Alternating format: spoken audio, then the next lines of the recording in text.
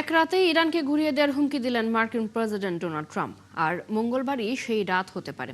এদিকে ট্রাম্পের হুমকির পর নতুন করে ইরানে হামলা চালিয়েছে ইসরায়েল। আর হুমকিকে পাত্তা না দিয়ে সৌদি আরবের আল জুবাইল শিল্পাঞ্চলে হামলা চালিয়েছে ইরান। ব্যালিস্টিক মিসাইলের শিকার সৌদি বেসিক ইন্ডাস্ট্রিজ কর্পোরেশন সাবিক। বিস্তারিত আরাফাত ইসলামের রিপোর্টে। মধ্যপ্রাচ্যে যুদ্ধবিরতি নিয়ে আলোচনা চলছিল, কিন্তু তার পরিবর্তে উত্তেজনা নতুন মাত্রায় পৌঁছেছে। হরমুজ প্রণালী ঘিরে যুক্তরাষ্ট্র ও ইরানের মধ্যে বাড়ছে সংঘাত। পাল্টাপাল্টি হুমকিতে পরিস্থিতি ক্রমেই জটিল হয়ে উঠছে। নির্ধারিত সময়সীমার মধ্যে হরমুজ প্রণালী পুরোপুরি খুলে না দিলে কয়েক ঘন্টার মধ্যেই ইরানের বিদ্যুৎ কেন্দ্র ও সেতুগুলো সম্পূর্ণ ধ্বংস করে দেওয়ার হুঁশিয়ারি দিয়েছেন মার্কিন প্রেসিডেন্ট ডোনাল্ড ট্রাম্প। তিনি আরও বলেন, মধ্যস্থতাকারীদের মাধ্যমে পাওয়া ইরানের প্রতিক্রিয়া গুরুত্বপূর্ণ হলেও তা যথেষ্ট নয়। I can tell you they are negotiating, we think, in good faith. মার্কিন বাহিনী চাইলে মাত্র এক রাতেই পুরো ইরানকে নিশ্চিহ্ন করে দিতে পারে, আর আগামীকাল রাতেই সেটা হতে পারে। ইরানকে চুক্তিতে রাজি হতে মঙ্গলবার রাত ৮টা পর্যন্ত যে আলটিমেটাম দেয়া আছে সেটাই চূড়ান্ত। ইরান যে প্রস্তাব দিয়েছে তা মোটেও যথেষ্ট নয়। আমরাই বিজয়ী, তারা সামরিকভাবে পরাজিত। এখন তাদের হাতে শুধু একটি দাবি, তা হলো হরমুজ থেকে উপার্জন। অন্যদিকে ট্রাম্পের এই হুমকিকে অবাস্তব ও বিভ্রান্তিকর বলেছে ইরানের সামরিক বাহিনী। ইরানি গণমাধ্যমে প্রকাশিত এক বিবৃতিতে বলা হয়, এসব হুমকি যুক্তরাষ্ট্রের অপমান ও ব্যর্থতা ঢাকতে পারবে না। মার্কিন প্রেসিডেন্টের রূঢ় বক্তব্য অহংকার এবং ভিত্তিহীন হুমকি।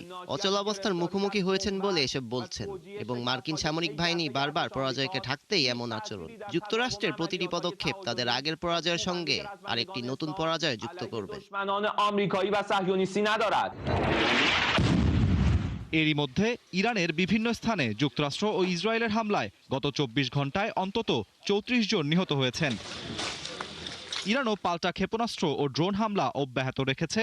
লক্ষ্যবস্তু করা হচ্ছে উপসাগরীয় অঞ্চলের গুরুত্বপূর্ণ স্থাপনাগুলো। আরাফাত ইসলাম, ৭১। হরমুজ প্রণালী দিয়ে চলাচল করা জাহাজ থেকে ইরান নয়, টোল নেবে যুক্তরাষ্ট্র। এক সাংবাদিকের প্রশ্নের জবাবে এমন মন্তব্য করেছেন ডোনাল্ড ট্রাম্প। সাংবাদিকদের প্রশ্ন ছিল, ইরান হরমুজ থেকে টোল নেবে এমন কোন চুক্তিতে ট্রাম্প রাজি হবেন কিনা। জবাবে ট্রাম্প বলেছেন, ইরানকে হরমুজ থেকে টোল নিতে দেওয়া হবে না, এর বদলে যুক্তরাষ্ট্রই টোল নেবে, কারণ সেখানে তারা জয়ী হচ্ছেন। সোমবার এক সংবাদ সম্মেলনে এসব কথা বলেন যুক্তরাষ্ট্রের প্রেসিডেন্ট। হরমুজ থেকে যদি যুক্তরাষ্ট্র টোল আদায় করতে চায়, তাহলে দেশটির সেনাবাহিনীকে সেখানকার পূর্ণ নিয়ন্ত্রণ নিতে হবে। পুরনো অবস্থায় আর ফিরবে না হরমুজ প্রণালী। সাম্প্রতিক যুদ্ধের ক্ষতি পুষিয়ে নিতে ভবিষ্যতে ট্রানজিট টোল বাড়ানোর ঘোষণা দিয়েছে ইরান। পারস্য উপসাগর ও হরমুজ প্রণালীতে পশ্চিমা আধিপত্যের অবসান ঘটানোর লক্ষ্যেই এই পদক্ষেপ নিয়েছে দেশটি। এক বিবৃতিতে এই তথ্য জানিয়েছে ইরানি নৌবাহিনী। বিস্তারিত নাহিদা রিন্থির রিপোর্টে। হরমুজ প্রণালীতে ট্রানজিট টোল বাড়াচ্ছে ইরান। যুক্তরাষ্ট্রের চাপিয়ে দেওয়া যুদ্ধের কারণে আর্থিক ক্ষতি এখন থেকে হরমুজ প্রণালী দিয়ে চলাচলকারী জাহাজগুলোর কাছ থেকেই আদায় করা হবে। সামাজিক যোগাযোগ মাধ্যম এক্সে দেওয়া এক ঘোষণায় আইআরজিসি জানিয়েছে, হরমুজ প্রণালী আর কখনোই যুদ্ধের আগের অবস্থায় ফিরবে না। বিশেষ করে যুক্তরাষ্ট্র ও ইসরায়েলের জন্য এই জলপথের নিয়ম স্থায়ীভাবে বদলে যাচ্ছে। আইআরজিসি স্পষ্ট করে জানিয়েছে, এই আন্তর্জাতিক জলপথে বিদেশি শক্তির খবরদারির দিন শেষ। এদিকে ইরানের প্রেসিডেন্টের যোগাযোগ উপদেষ্টা জানিয়েছেন, ডোনাল্ড ট্রাম্পের হুমকি বা আলটিমেটামে কাজ হবে না। যুদ্ধের ফলে ইরানের যে পরিমাণ ক্ষয়ক্ষতি হয়েছে, সেই পরিমাণ অর্থ টোল হিসেবে আদায় হওয়ার পরই কেবল প্রণালীটি সবার জন্য পুরোপুরি উন্মুক্ত করা হতে পারে।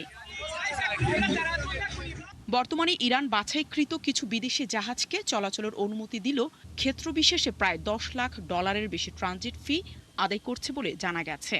ইরানি নৌবাহিনী বর্তমানে পারস্য উপসাগরে একটি নিজস্ব নিরাপত্তা কাঠামো প্রতিষ্ঠার শেষ ধাপে রয়েছে।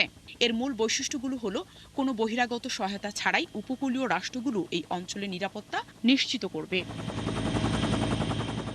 পুরো এলাকায় আধুনিক নজরদারি ব্যবস্থা ও বিশেষ বাহিনী মোতায়েন করা হয়েছে।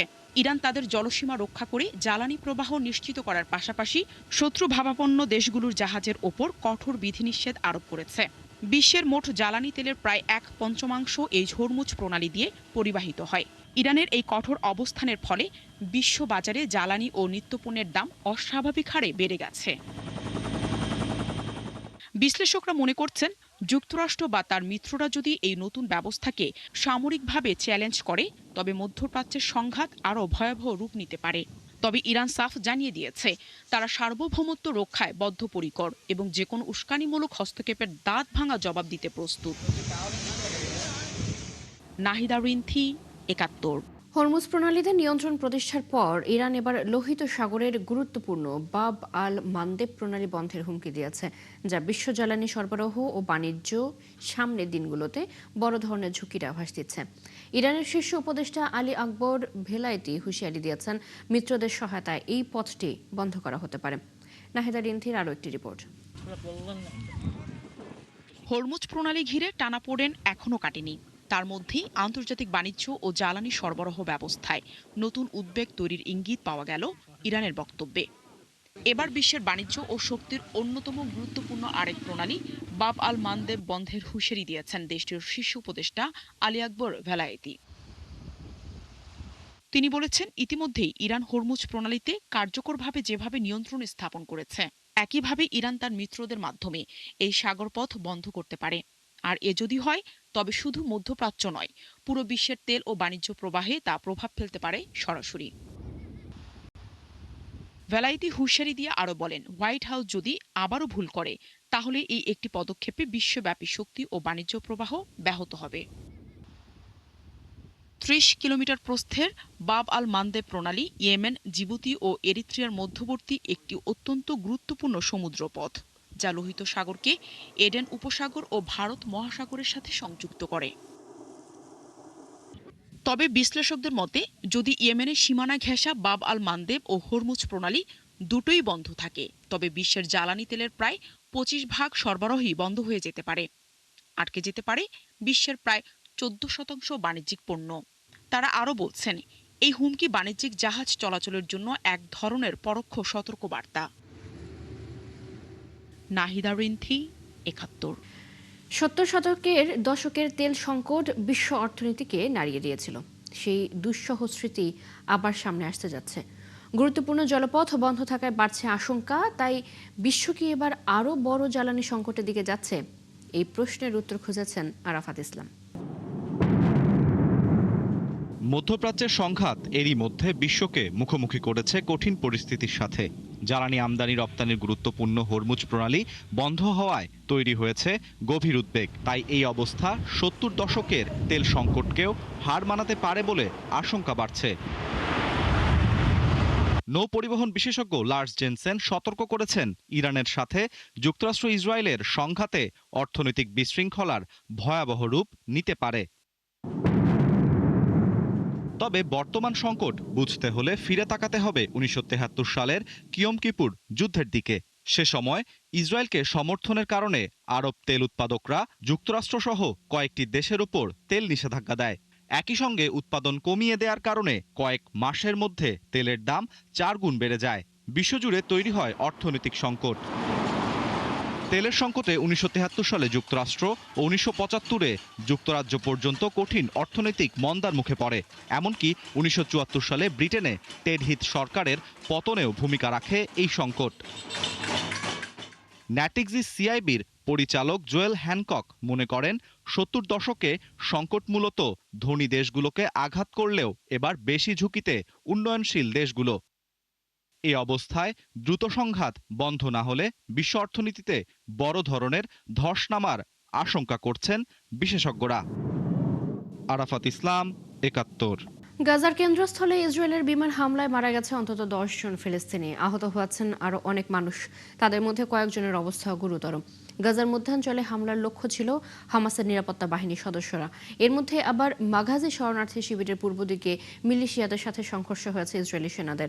তবে ঠিক কতজন বিমান হামলা এবং কতজন স্থল সংঘর্ষে নিহত হয়েছেন তা এখনও নিশ্চিত নয়। দেইর আল বালা এবং এর আল আকসা হাসপাতালের এক মুখপাত্র জানিয়েছেন, ঘটনাস্থল থেকে ১০ জনের মরদেহ হাসপাতালে আনা হয়েছে। এ ঘটনায় ইসরায়েলি সামরিক বাহিনী বা হামাস কোনো পক্ষই তাৎক্ষণিকভাবে মন্তব্য করেনি। ইউক্রেনের ওডেসা বন্দরে রাশিয়ার হামলায় মারা গেছে নারী ও শিশু সহ অন্তত 4 জন। একটি আবাসিক ভবনে ড্রোন হামলা চালানো হয়েছে বলে জানিয়েছে ওডেসার গভর্নর। টেলিগ্রাম বার্তায় গভর্নর ওলেহ কিপার জানান, আবাসিক এলাকায় রাশিয়ার ড্রোন হামলায় একটি ভবন পুরোপুরি ধ্বংস হয়ে গেছে। এতে 2 নারী ও 1 শিশু সহ 4 জন নিহত হয়েছেন। ভবনটিতে 2টি শাহেদ ড্রোন দিয়ে হামলা চালানো হয়েছিল বলেও জানান তিনি। হামলার পর বিদ্যুৎ বিচ্ছিন্ন হয়ে পড়েছে ওডেসা প্রায় 18,000 বাড়ি। গোটা বন্দর এলাকা এতটাই ক্ষতিগ্রস্ত হয়েছে যে সেখানকার অবকাঠামো ঠিক করতে দীর্ঘ সময় লাগবে বলেও জানান ওডেসার গভর্নর ওলেহ কিপার। লন্ডনের অভিজাত বাংলাদেশি এলাকাগুলোতে দারিদ্র্য বাড়ছে। এর প্রভাব সবচেয়ে বেশি পড়ছে শিশুদের ওপর। জীবনযাত্রার উচ্চ ব্যয় এবং আবাসন সংকটের কারণে দারিদ্র্যের শিকার হচ্ছে শিশুরা। বিশেষ করে টাওয়ার হ্যামলেটস, হ্যাকনি এবং নিউ হ্যাম এলাকায় বাংলাদেশি পরিবারগুলোর পরিস্থিতি ভয়াবহ আকার ধারণ করেছে। ব্রিটিশ সংবাদ মাধ্যমের অনুসন্ধান বলছে, টাওয়ার হ্যামলেটসে শিশু দারিদ্র্যের হার 50.3%, যা ইংল্যান্ডে সর্বোচ্চ। এরপরই রয়েছে হ্যাকনি 50.1% এবং নিউ হ্যাম 44.9%। স্থানীয় বাসিন্দারা জানান, আয় অনুযায়ী অতিরিক্ত বাড়ি ভাড়া ও মুদ্রাস্ফীতির কারণে তারা এক ধরনের অস্তিত্ব সংকটে পড়েছেন। হ্যাকনির মেয়র ক্যারোলিন উডলি জানিয়েছেন, দারিদ্র্যের মূল কারণগুলো মোকাবিলায় কাজ করছে কাউন্সিল। নিম্ন আয়ের মানুষের জন্য ট্যাক্স কমানোর উদ্যোগ নেওয়া হয়েছে। তবে স্থানীয় প্রতিনিধি ও দাতব্য সংস্থাগুলোর মতে এই সংকট নিরসনে আরও বড় পরিসরে সরকারি হস্তক্ষেপ প্রয়োজন। মহাকাশ অভিযানে নতুন ইতিহাস গড়েছে নাসার আর্টেমিস 2 মিশন। এই মিশনে 4 নভোচারী এখন পর্যন্ত মানুষের মধ্যে পৃথিবী থেকে সবচেয়ে দূরে ভ্রমণের রেকর্ড করেছেন। ওরিয়ন স্পেসক্রাফটে থাকা এই দলটি প্রায় 4,06,000 কিলোমিটারেরও বেশি দূরত্ব অতিক্রম করে ভেঙে দিয়েছে 1970 সালের অ্যাপোলো 13 মিশনের রেকর্ড। মিশনটি চাঁদের মাটিতে না নেমে ফ্লাই বাই সম্পন্ন করছে এবং প্রায় 6 ঘন্টা ধরে চাঁদের পৃষ্ঠ পর্যবেক্ষণ করছে। অভিযানের সর্বোচ্চ দূরত্ব পৌঁছায় প্রায় 4,06,788 কিলোমিটার। এই মিশন ভবিষ্যতে চাঁদে মানুষের প্রত্যাবর্তন এবং আরও গভীর মহাকাশ অনুসন্ধানের পথ তৈরি করছে। 4 নভোচারীকে নিয়ে চাঁদের মাধ্যাকর্ষণ বলয়ে প্রবেশ করেছে নাসার মহাকাশযান আর্টেমিস 2। 10 দিনের যাত্রাপথে এটি একটি গুরুত্বপূর্ণ ধাপ হিসেবে বিবেচিত হচ্ছে। মিশন শুরুর 4 দিন 6 ঘন্টা 2 মিনিট পর এই গুরুত্বপূর্ণ পর্যায়ে পৌঁছায় মহাকাশযানটি। আরও জানাচ্ছেন নাহিদা রিন্থি।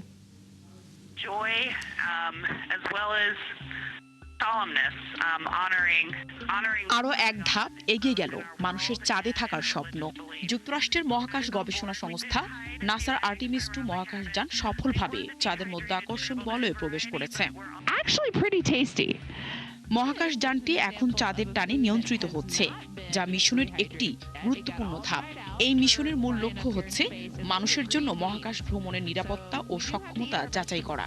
আর্টেমিস 2 কর্মসূচির অংশ হিসেবে ভবিষ্যতে আবারও মানুষকে চাঁদের মাটিতে নামানোর পরিকল্পনা রয়েছে।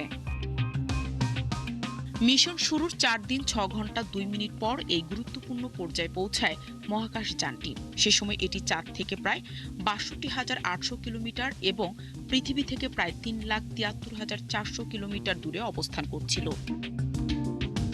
এর পরের গুরুত্বপূর্ণ ধাপ হিসেবে আজই মহাকাশযানটি চাঁদের অদৃশ্য পৃষ্ঠের দিকে যাত্রা করবে। এদিকে নাসার কর্মকর্তারা জানান, আগামী ধাপ নিয়ে সবাই অনেক উচ্ছ্বসিত। ফ্লাইট অপারেশন ও নভোচারীরা 50 বছরের বেশি সময় পর প্রথম চন্দ্র ফ্লাইবাইয়ের জন্য পুরোপুরি প্রস্তুত। এই মিশনের মাধ্যমে অর্ধ শতাব্দীরও বেশি সময় পর আবার মানুষ চাঁদের দিকে যাত্রা করছে। 1972 সালে অ্যাপোলো প্রোগ্রাম শেষ হওয়ার পর এটি প্রথম এমন মানববাহী চন্দ্র অভিযানের বড় একটি পদক্ষেপ।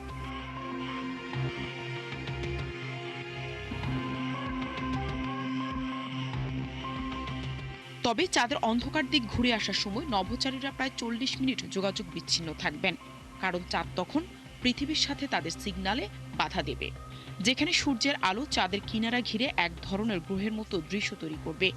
একই সঙ্গে তারা দেখতে পাবেন দূরের ছোট পৃথিবী চাঁদের দিগন্ত থেকে উদিত হচ্ছে। নাহিদা রিন্থি, 71। এই ছিল এখনকার আয়োজনে। বিশ্বের আরো নতুন কিছু খবর এবং বিশ্লেষণ নিয়ে দুপুর 1:30 আবারও হাজির হবে বিশ্বযোগ। চোখ রাখুন 71-এর ফেসবুক পেজে, সাবস্ক্রাইব করুন 71-এর ইউটিউব চ্যানেল। 71-এর সাথে থাকুন।